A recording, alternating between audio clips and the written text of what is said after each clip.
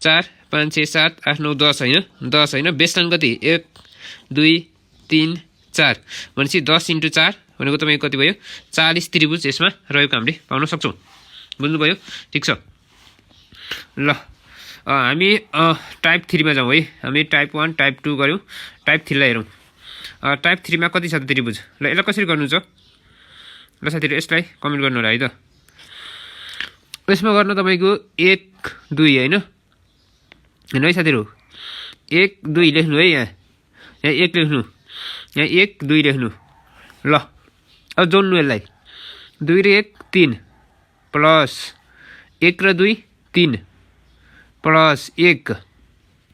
plus 2 र 1 कति भयो 3 अब जोड्नु 3 3 6 7 8 9 10 10 त्रिभुज यसमा रहेको रहेछ बुझ्नुभयो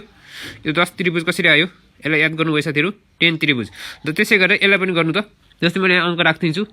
1 2 3 1 2 लेख्नु